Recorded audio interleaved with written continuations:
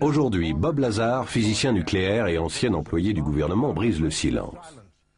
Dans cet extraordinaire entretien, il parle de son travail confidentiel à l'établissement militaire et top secret de recherche sur les soucoupes volantes, connu sous le nom de S4. Bob Lazar est un physicien nucléaire spécialisé dans les systèmes de propulsion de pointe. En 1989, les militaires l'engagèrent pour reproduire le système de propulsion d'un engin extraterrestre. Lazar travaillait dans ce qui est sans doute le plus top secret des centres de recherche du monde entier, le S4. Il n'y a absolument aucun engin extraterrestre, aucune technologie extraterrestre, rien de tout cela dans la zone 51. C'est pourquoi S4 fut construit à part pour bien marquer la séparation. Les gens de la zone 51 n'y ont pas accès. D'après Lazar, les militaires n'ont pas testé d'engins extraterrestres en vol dans la zone 51. Il semblerait plutôt que les disques que beaucoup photographièrent ou filmèrent soient en fait sortis de S4, quelques kilomètres plus loin. L'établissement S4 est une zone juste au large de Papoose Lake Bed, qui est le lit d'un lac asséché. Il se compose de 9 hangars.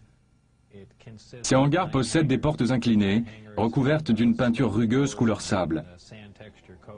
À l'époque où je travaillais là-bas, il y avait à l'aéroport international McCarran de Las Vegas un bâtiment réservé aux projets spéciaux de la société EG&G. Lorsqu'on me disait d'aller travailler, je conduisais jusque là-bas, j'y garais ma voiture, prenais un avion à l'aéroport, volais jusqu'à Groom Lake, puis débarquais et attendais un bus. Et le bus m'amenait directement à S4. Le premier disque que je vis, je crois que c'était la seconde fois que je me rendais là-bas, ou plutôt la troisième. Lorsque je l'ai vu, ça m'a frappé et je me suis dit que ça expliquait toutes les apparitions d'OVNI. Je n'avais pas l'idée qu'il s'agissait d'un engin extraterrestre, mais qu'il devait s'agir d'une sorte de forme avancée de chasseur sur lequel nous travaillons depuis des années. Et les gens avaient dû l'apercevoir durant les périodes d'essai, et ainsi de suite dans le même registre.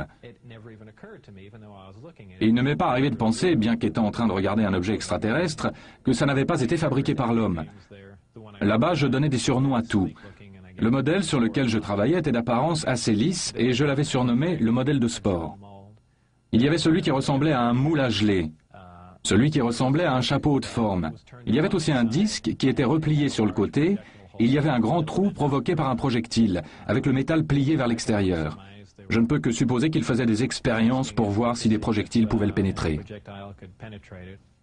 Des engins extraterrestres comme celui que Bob Lazar étudia ont déjà été observés un peu partout dans le monde, mais avant que Lazar n'entre dans le disque, il pensait qu'il s'agissait d'une élaboration humaine. Je crois que j'ai dû comprendre lorsque je suis entré dedans, que j'ai regardé autour de moi, et que j'ai commencé à saisir comment fonctionnait l'engin, et que pour finir, j'ai eu une idée d'ensemble du projet. J'ai compris aussi ce que nous faisions. Nous ne fabriquions pas cet engin, nous tentions de comprendre comment il était fait. Nous tentions de le reproduire. La première fois que je suis allé voir à l'intérieur de l'engin, tout ce que je peux dire, c'est que j'ai éprouvé un sentiment de crainte. Vous marchez là-dedans et vous vous sentez comme si vous n'aviez pas à être là. Je sais que ça a l'air un peu bateau, mais c'est vraiment un sentiment de crainte.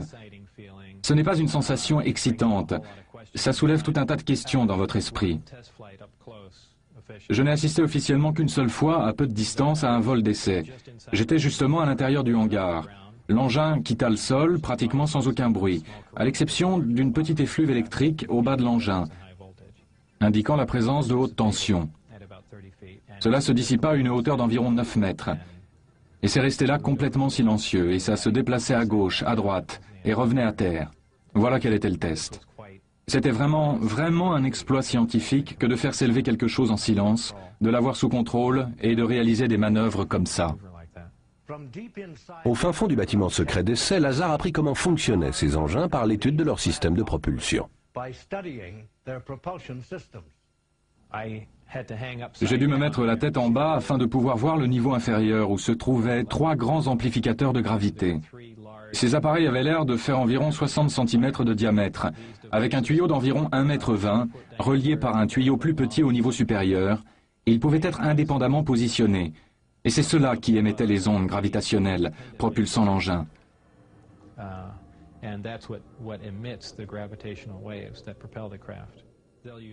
Ils employaient un générateur de gravité pour que l'engin quitte le sol. Et d'une manière opposée à celle que nous utilisons pour un avion. Une fois que c'est dans l'air, nous considérons qu'une poussée ou une autre force venant de l'arrière va le précipiter vers l'avant.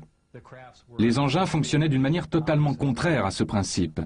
Ce qu'ils faisaient, une fois en stationnement dans les airs, c'est suspendre la gravité, les deux générateurs de gravité qui restaient juste en face créant une distorsion, généralement une pente, et l'engin descendait la pente durant une éternité.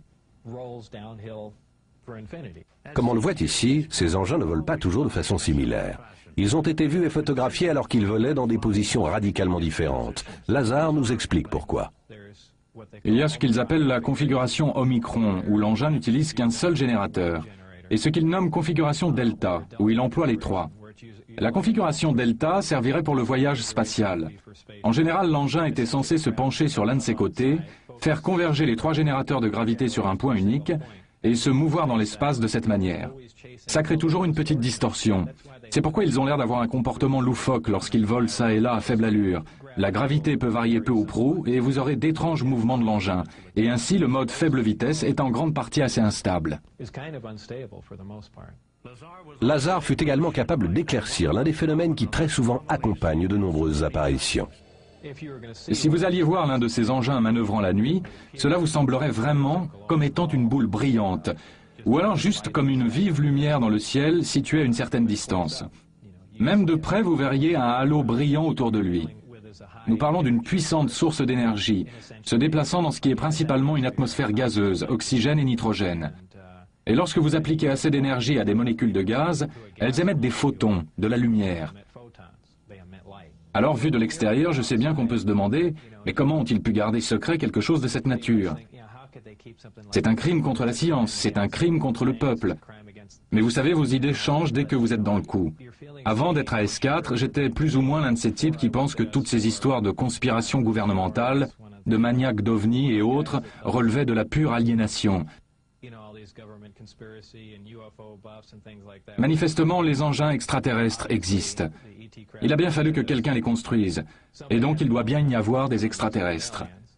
Et s'il y en a et que les engins sont là, il doit bien y avoir une sorte d'usine, et toute une civilisation quelque part. Et si en effet cela est vrai, et apparemment c'est le cas, il doit y en avoir plusieurs.